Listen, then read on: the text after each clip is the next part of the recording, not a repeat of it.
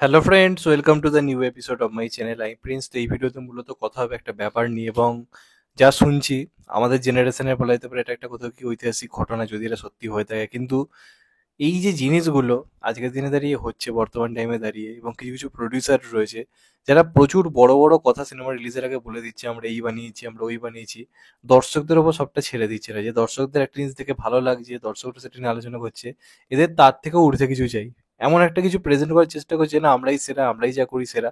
এরকম একটা মেন্টালিটি কোথাও কি হয়ে যাচ্ছে, বা এটা কিন্তু প্রবলেমেটিক হয়ে যাচ্ছে দিনে দিনে। আজকে যদি তোমরা দেখো রিসেন্ট টাইমে বলিউডের অবস্থা কি হয়েছে, কি সবাই আমাদের ইন্ডাস্ট্রিটাকে বড় এটা দেখাবার জন্য প্রচুর বিগ বিগ বাজেট মুভি করছে, কিন্তু বক্স অফিস কালেকশন কিন্তু সেই রেঞ্জে গিয়ে পৌঁছচ্ছে না। এবং এখানে উদাহরণ হিসেবে অনেক সিনেমার কথাই বলা যায়, হাউসফুল 5 এর কথাই বলা যায়। সিনেমাটায় কি আছে? অথচ সিনেমার বাজেট নাকি 250 কোটি, আগে তো বলেছিল 375 কোটি। সেখান থেকে নিজেরই স্টেটমেন্ট দেয় 375 কোটি বাজেট, অথচ রিলিজের আগে হয়ে যায় সেই বাজেটটা 250 কোটি। এটা করে নিজেদের রেপুটেশন নষ্ট করে, ইন্ডাস্ট্রির মধ্যে ব্যাপার স্যাপার নিয়ে খিল্লি শুরু হয়ে যায় দর্শকের মধ্যে, এবং সেটা ইফেক্ট বক্স অফিসে গিয়েও কোথাও গিয়ে পৌঁছয়।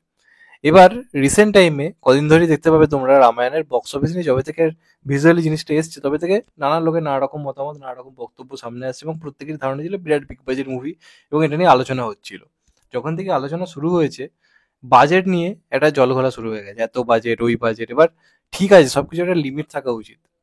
আজকে এটা যিনি প্রডিউসার, অমিত মালহোত্রা, রামায়ণে একটা হাইপ রয়েছে, অবশ্যই রামায়ণ আমার মনে হয় অনেক রেকর্ডই ব্রেক করতে পারে।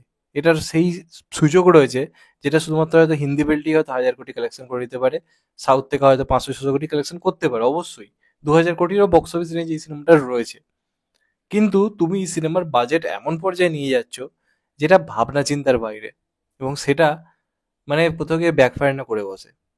তো রামায়ণের বাজেট আমরা জানি দুটো পার্ট মিলিয়ে, প্রথমে খবর আসছিল যে মোটামুটি 1,600 কোটি টাকার একটা সিনেমা হতে পারে, দুটো পার্ট মিলিয়ে, পয়েন্ট টু বি নোটেড। মানে এক একটার বাজেট আমি ধরে নিচ্ছি 800 কোটি করে, এরকম একটা রেঞ্জে আমরা এর আগে বক্স অফিস আপডেট শুনছিলাম, যেটা বিভিন্ন ট্রাস্টেড সোর্স থেকে জানিয়েছিল। এবার যিনি নামিত মালহোত্রা, যিনি এটার প্রডিউসার, তিনি রিসেন্টলি একটা স্টেটমেন্ট রেখেছেন, এবং তার যেটা বক্তব্য, এই সিনেমাটা কত কোটিতে বানানো, দুটো পার্ট মিলিয়ে 2,000 কোটি, 2,500 কোটি, 3,000 কোটি না। ওনার বক্তব্য অনুযায়ী এই সিনেমাটার পিছনে টাকা খরচ হচ্ছে 4,000 কোটি টাকা। এবার তুমি দর্শকের মাথায় ঢুকিয়ে দিচ্ছ তোমার সিনেমার বাজেট 4,000 কোটি। দর্শকের মাথায় প্রথম কি থাকবে জানো? সিনেমা হিট হচ্ছে না ফ্লপ হচ্ছে। দর্শক দেখবে এই সিনেমাটা 8,000 কোটি টাকা কালেকশন করতে পারলো কিনা। এটাই যে কতটা খারাপ এফেক্ট। হ্যাঁ, দুটো পার্ট মিলিয়ে আমি ধরছি 4,000 কোটি, তার মানে এক একটা পার্ট আমি ধরে নিচ্ছি 2,000 কোটি টাকা করে। এগুলো বলার কোনো মানে হয়? সিরিয়াসলি বলছি, এগুলো বলার কোনো মানে হয়? আমি বিশ্বাসই করতে পারছি না যে এতবার একটা সিনেমা হতে পারে। কে আজকে ইন্ডিয়ান বক্স অফিসে মানে 6,000 কোটি, 6,500 কোটি এই বক্স অফিসের কথা ভাবে? কেউ নিশ্চয়ই ভাবে না। আজ অব্দি ইন্ডিয়ান ইতিহাসে বাহুবলীর মতো সিনেমা, পুষ্পাটার মতো সিনেমা হাইয়েস্ট কত অব্দি গেছে? 2,000 কোটি, 2,200 কোটি এই রেঞ্জ অব্দি গেছে। খুব বেশি আমি ধরে নিচ্ছি কোনো সিনেমা 3,000 কোটি বা 3,500 কোটি করতে পারে। এরা আশা করছে যে এদের সিনেমা কালেকশন করবে মনে হয় 10,000 কোটি টাকা, আর এরা সিনেমার বাজেট বলছে 4,000 কোটি। এবং দেখবেন, আমি তোমাদেরকে চ্যালেঞ্জ করলাম, এই বাজেট আস্তে আস্তে কমতে শুরু করবে। এরা সেম জিনিস করেছিল ব্রহ্মাস্ত্রর সময়।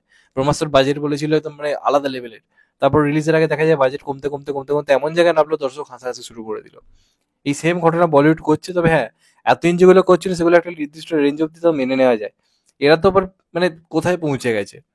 আমি যদি ধরে নিই পার্ট ওয়ানটারই বাজেট শুধু 2,000 কোটি, এটা হওয়া কি এতই সহজ? এতটাই সহজ 2,000 কোটি সিনেমা করা?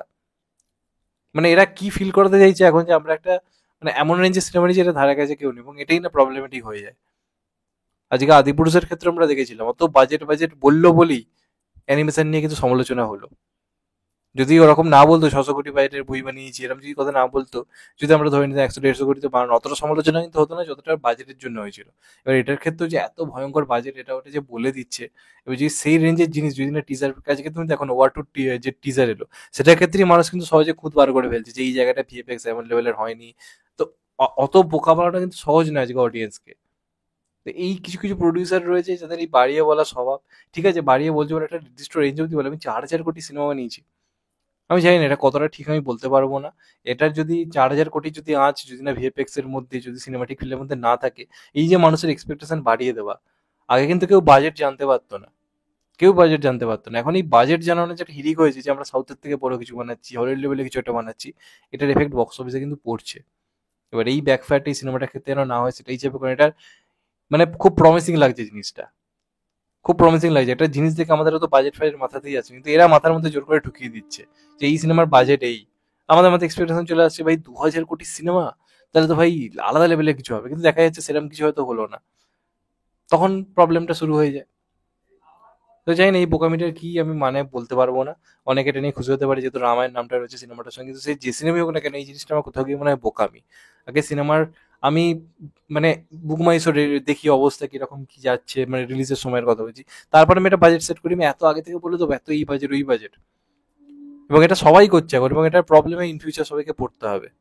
আজকে সবচেয়ে ভালো বিজনেস মডেল আমি তো বলবো আমির খান করে দেখালো, সিনেমা রিলিজ করলো, ওটিটিতে আনলো না, সিনেমার বাজেট 80 থেকে 90 কোটির মধ্যে, সিনেমা কামালো 150 থেকে 70 কোটি, এই মুহূর্তে মোস্ট প্রফিটেবল মুভি এই বছরে।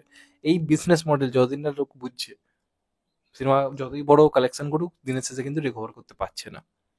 এটা তো ঘটছে, হাউসফুল 5 সবচেয়ে বড় উদাহরণ। আগে বুঝতে হবে যে আমাদের ক্যাপাবিলিটি কতটা, তারপরে আমি এত কিছু বলি। আমি জানি না এটা কি মানে, এটা আমি বলতে পারবো না। তোমাদের এটা নিয়ে মতামত জানিও, আর চ্যানেলটা নতুন হলে চ্যানেলটা সাবস্ক্রাইব করে দিও and get the bell icon. ভালো থেকো সবাই, টেক কেয়ার, নমস্কার। আবার দেখা হবে, এখন তো বাই, সবাই ভালো থেকো সুস্থ থেকো, নমস্কার, টেক কেয়ার, আবার দেখা হবে, ভালো থেকো সবাই।